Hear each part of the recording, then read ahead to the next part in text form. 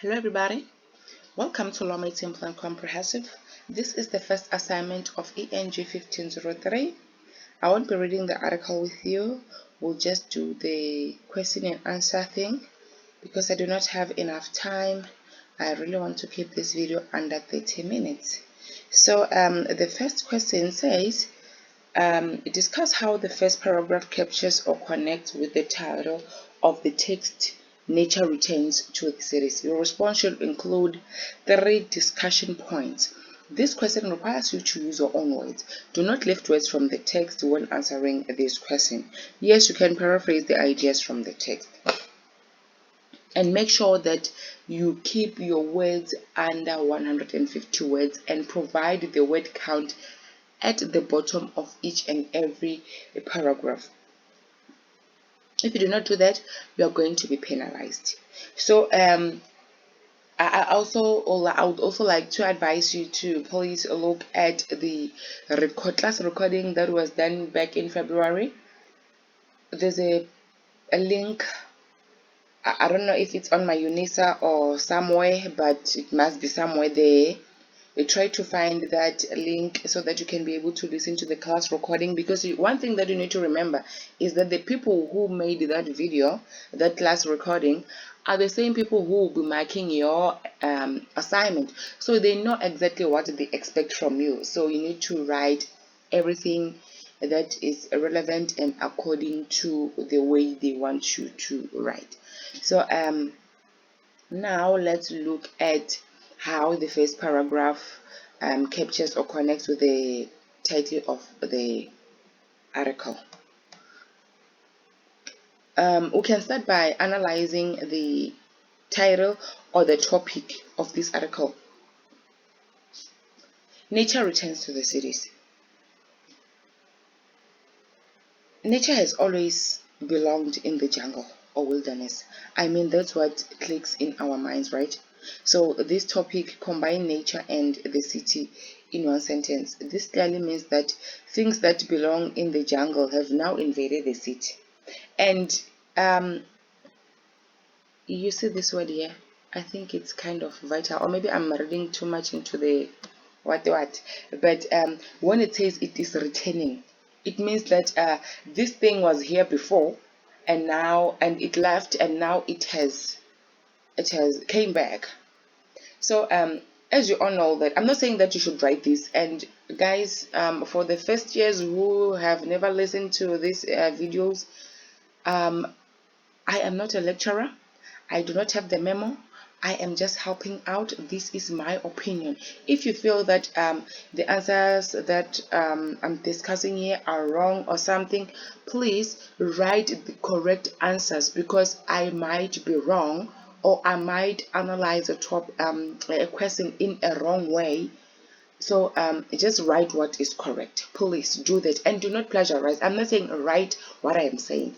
I am providing you with guidance so that you do not fail your assignment, because it is very much important for you to have a very good year mark, so that it can be simple for you to even obtain a distinction at the end of the year. Let's say the end of the semester. Okay, I was saying that before the city was developed, or before the city was there, it was a jungle, right? So this basically means that the animals were living there before. These animals that we're talking about right here on this topic, because I'm sure that you have read this article before.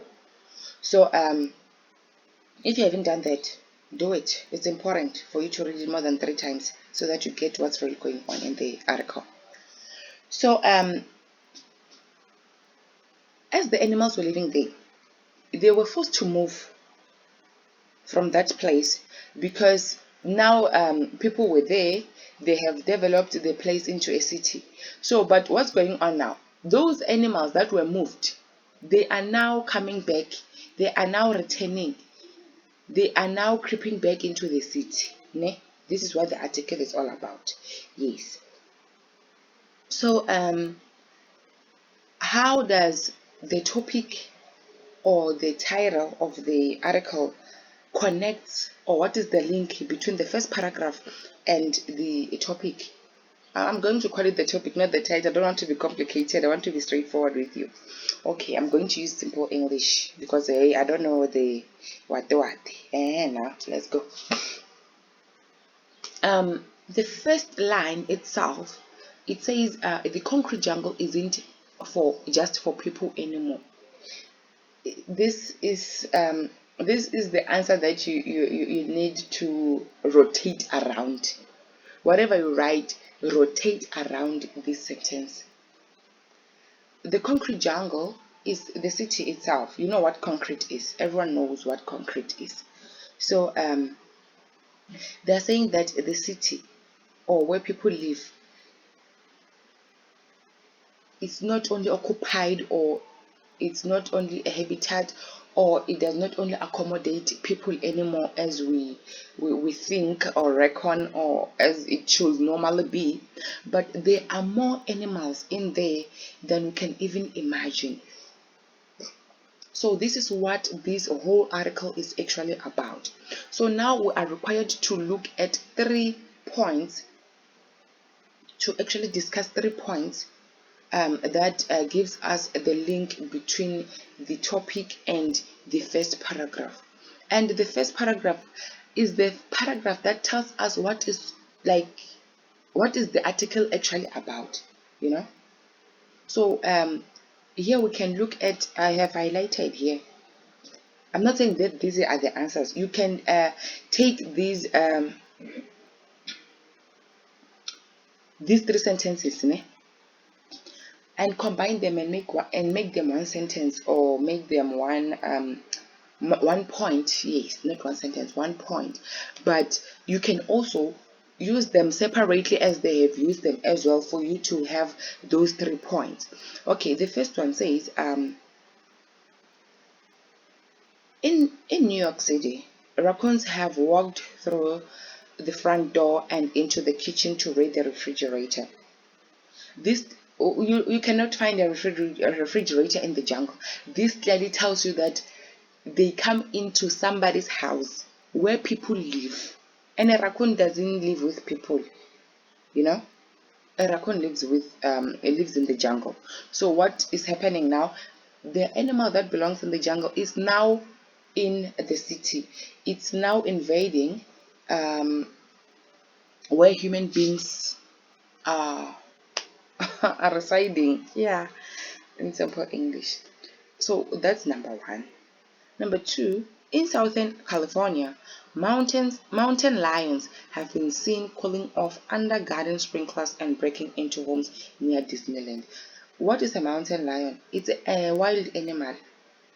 It's supposed to be in the wilderness, and it's not a pet.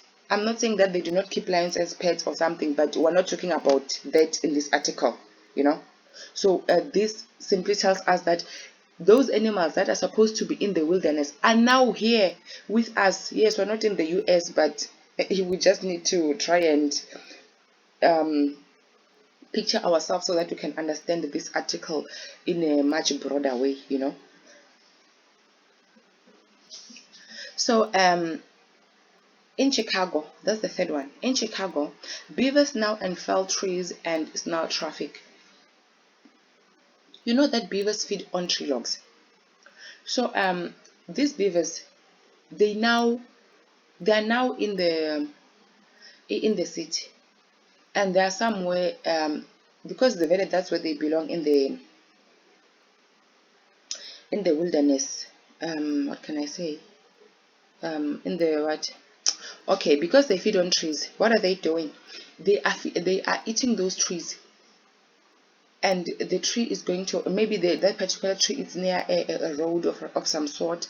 What's going to happen? That tree is going to fall and cause traffic, and that incident can even cause an accident, or a car collision of some sort, or fall on top of a tree, or whatever, you know. But what this sentence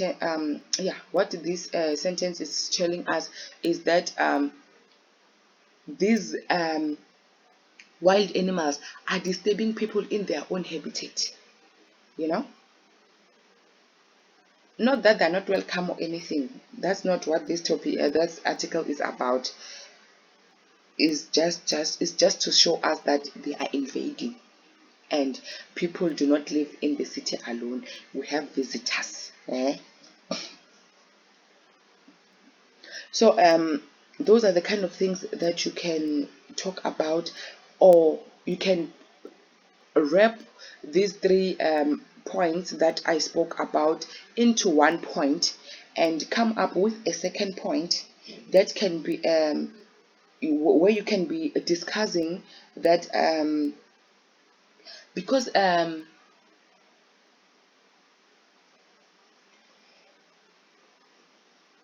the what can I say, because there's no hunting in the in the cities.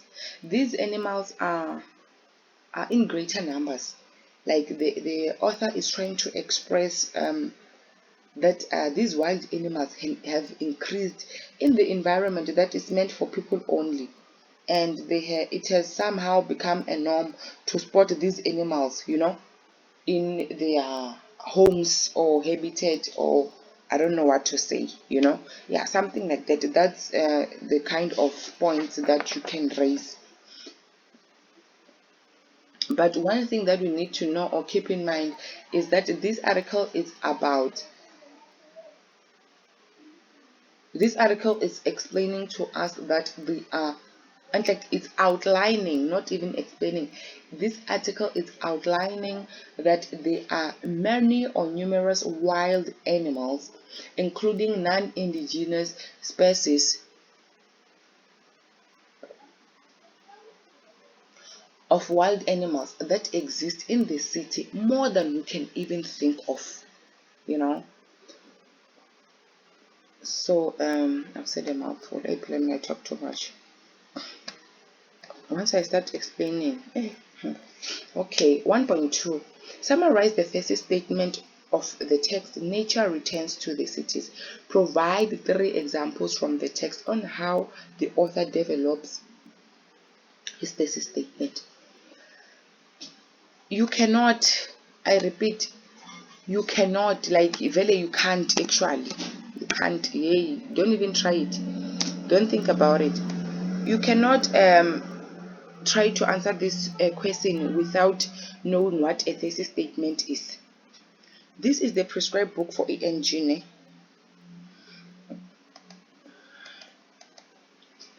This is page, I don't know what page it is, but it's page 20 of my laptop. Oh, let me see. Yo, it's not showing. It's page 13. Okay. I don't know why I was looking at the bottom. Okay, it's because I closed it. Okay, writing a thesis statement. Your thesis is the main idea that you want to, I'm sorry, that you want to express. A clear thesis statement presents the topic of the essay, and it includes a controlling idea and expresses the writer's opinion, feelings, attitude, you name it. So the question is, what was the main point that the author of this article was trying to express, if I can put it that way? So you can read through everything here, and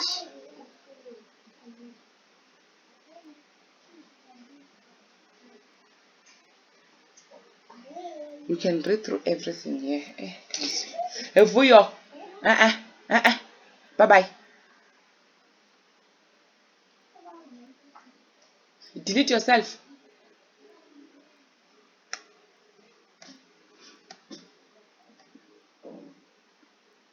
Okay, so there are many things that the author is trying to tell us here. I mean that you can have many points, but they are only looking for 3, and you need to make sure that you keep your word count under 150 words. So when you read through the article, you're going to understand that the author is trying to tell us that there are many animals in the city than we can even think of, and the the animals are not only native animals or indigenous animals, even non-indigenous animals are there, because international ships are what's that, are clogged by crabs and what where's that line? Let me see. Ish, you see this one of not highlighting when you read something, it's not nice. So okay, yeah, yeah. No, not that one. Where is that? You mean I can't find that line, guys? It's because I'm in a hurry now. I can't say it. Fiddler crabs. Where's that word stowaway? If I can find that word stowaway, I know that I found the line that I'm looking for.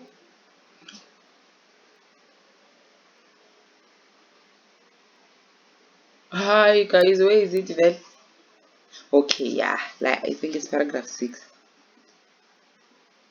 It says, Matthew says the strong adaptive ability of non-native species has begun to change the definition of wilderness. He spoke about the rats, and which arrived as stowaways in merchant ships. So and also zebra mussels, which have caused major problems in the Great Lakes by clogging intake pipes, and they eh, were imported in the ballast water of international ships. Like you know what international is. So when let's say for instance, because now we're talking about the US, this article is about the US. It's all yeah. So maybe the particular ship came here, and our native crabs or our indigenous crabs would clog into that what in those intake pipes of the ship, né? And they will be exported or imported back into the US or another country where they are not indigenously from there, they are non-native species. So even the rats as well, they have rats from other countries, species which are from other countries, which were brought there or imported there by means of those international ships or whatever way, but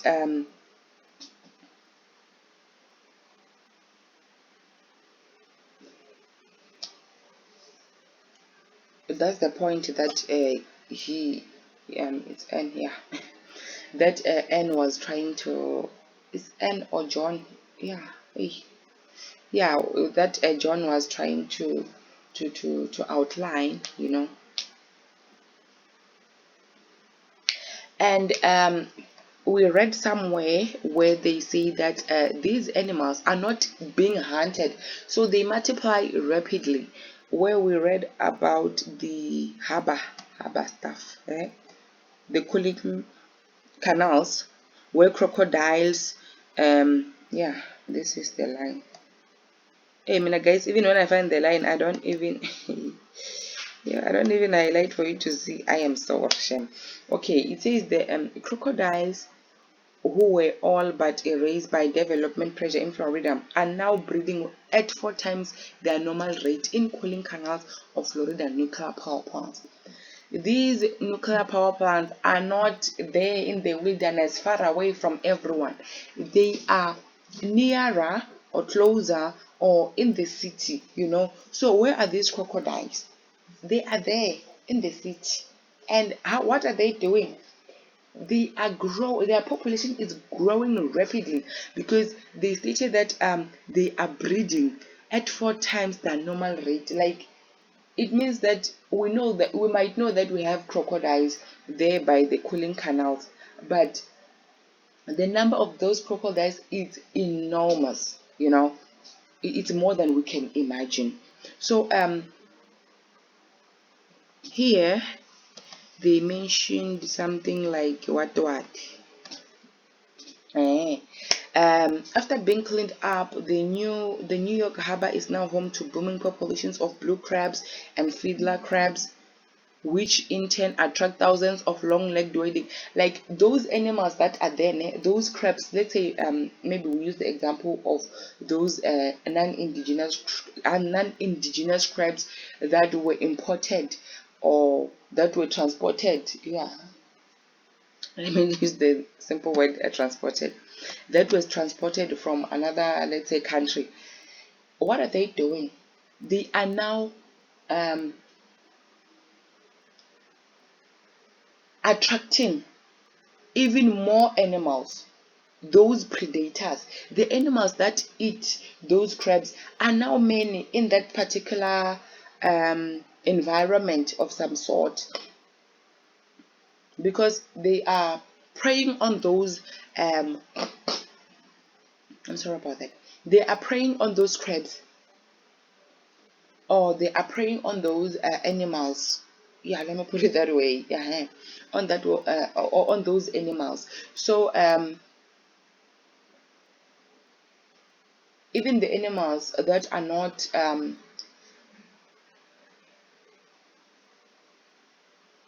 transported into the city, they are now there because they are being attracted by their food.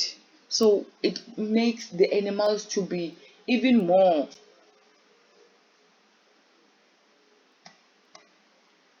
There are many points that you can look at and discuss here, because you know that um,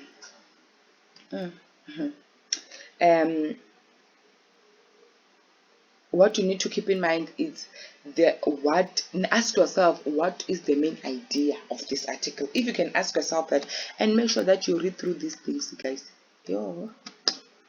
You read through these things. They are important. They are very much important. They didn't write it because they are bored or something like that. Make sure that you read through them, and you can look at study unit 2, page 35 to 39.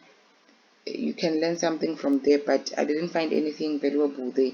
I just used my prescribed book and found something which I thought it's valuable enough. Yo guys, time is not on my side. 1.3, I have 8 minutes left. 1.3, identify 3 features of non-academic language from the text and justify why each of your chosen features are non-academic. What I'm going to tell you is that you need to first refer to your tutorial letter 501 of ENG or your study guide. 501 is the study guide.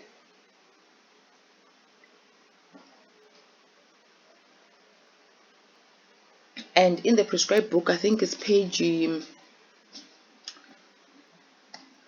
don't know what page it is. Let me check. Yeah,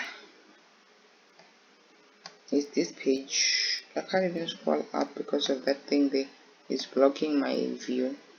Okay, you see it says academic features, né? Okay, the page is just not there.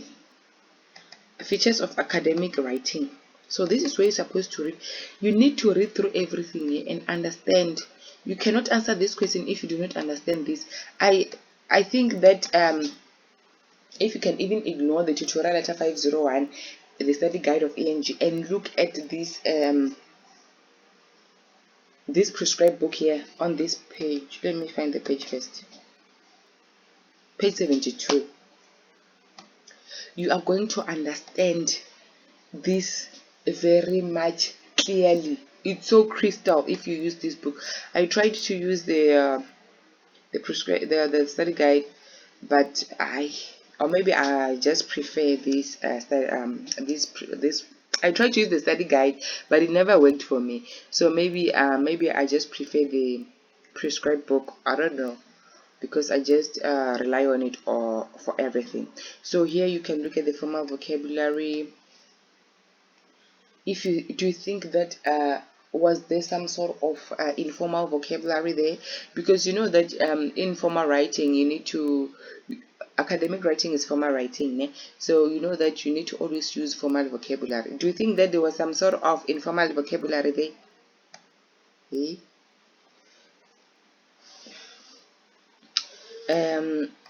multi-word verbs, such words such as look up, go out, those kind of words. Look for them, guys. Look for them. Give yourself time. Give yourself time. Use of the passive voice. Read through this everything here. Understand what they're saying. And look for the errors that are here. There are many errors that I found here. Cautious language. I'm not going to explain because time is not on my side. I'm only left with 5 minutes. Objective versus subjective language. You can look at words like full. Okay, I'm going to give you one example, which is the use of full verbs. The first sentence or something like that. This one, it's number one. I can't give you everything because plagiarism. So I want you to get your own stuff. But here there are, we even have don't and what there are many things in it, and there's also informal vocabulary here, and there's also cautious language somewhere at the bottom of this article. There was cautious language that was not used there, and with formal writing or academic writing, I'm sorry, not formal writing, you need to make sure that you use cautious language and do not be subjective. Academic writing is always objective, so those are some of the things that you need to look at. Okay, 1.4. Go, guys, 4 minutes. And make sure that you read through everything here so that you understand. You need to do not write in point form. Follow this. This one, you need to follow it. Make sure it's a must. If you don't, angas. Okay, paragraph 3 states that overcrowded cities and urban sprawl have put more people and wild animals in close proximity than at any time in American history. Says Matthews, in your own words, explain 2 causes of urban sprawl. Here, what you need to do, you do not even have to think or whatever. What you need to do is to know the meaning of the word urban sprawl. What I found, yes, it's somewhere here on our sorry, it's this side. On our footnotes. Here is the definition. But I think, to me, not that I think, to me it's not that much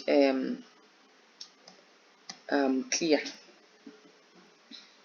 So what I found is that urban sprawl is the spreading of urban developments such as houses and shopping centers on undeveloped land near a city. In our country, we have you see, maybe in Midrand, it's okay. I would say, okay, no, not Midrand.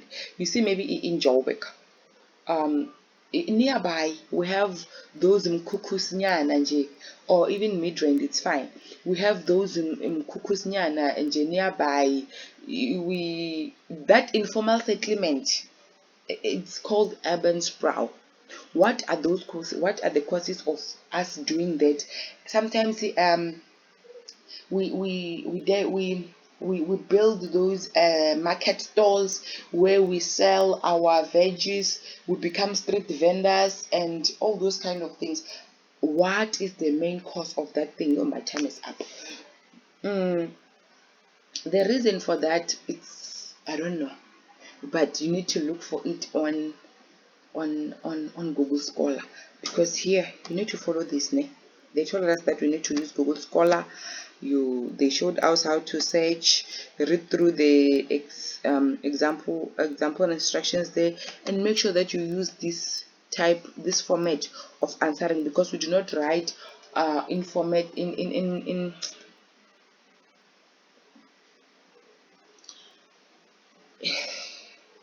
what's that word? But what I want to say is, we don't write in in point form. Hey guys, English is running away. We don't write in point form, we write in a paragraph form. So there are many reasons in it. People are many where they live. So what do? They go to the city to look for jobs, and the transportation, it's quite expensive to, like, you can't travel from, maybe you're from the Eastern Cape. I'm just giving an example. You're working in where, I don't know, but okay, let's leave that one. It won't work. Okay, like okay, people are living there because they want to try and save transport. People are living in informal settlements because they are trying to save the rent. I-rent yasemkhukhwini, it's so much cheaper, it's so much lower. I-transportation akhona, sometimes you can even walk to your job. You don't have to pay the transport, even if transport that you need to pay, it's local still, you pay maybe like 15 rand. It's so simple. But if you lived somewhere, maybe you would have to pay, you have to spend maybe 60 rand a day, but now you spend like 30 rand a day. You are saving a lot of money. So there are many reasons that you're going to find when you do your thorough research. Let's look at the last one. Okay, but yeah, they're looking for just two, ne? And make sure that you explain everything. You put everything in your own words. I just do not want to mention everything because I do not want you to run out of what to write about. So that's why I do not provide everything. Okay, based on paragraph 2, do we think that human habitats and animal habitats, wildlife should coexist? In your own words, substantiate your answer with one example from the text. You may quote or paraphrase, and 2 examples of your own. Okay. This one is simple and straightforward. There's no wrong or right answer here. You write what you think.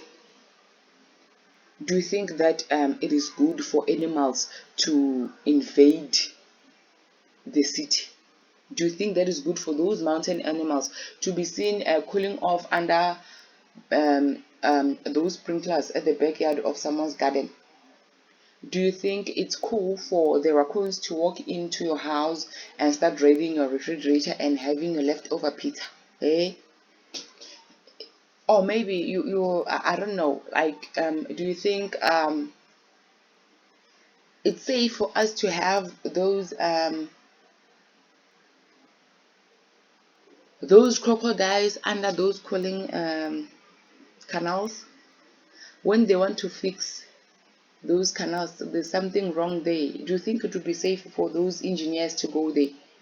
I'm not saying it's good or not, but you say what you think and make sure that you take one. It's either you quote or you paraphrase one example from the text, and you provide your own 2 examples that are not in the text. Just think, just use your mind and think about it. There are many things that you can talk about. Those car collisions that were caused by the moose, the birds that caused the Nile River virus. It's Nile virus, eh? What's that one? Let me see. I think it's paragraph 2. The West Nile virus. They were caused by the migrating birds, transmitted to mosquitoes and passed on to humans. A mountain animal in your backyard, hey guys, hey. So just talk about those kind of stuff. From me to you, peace out.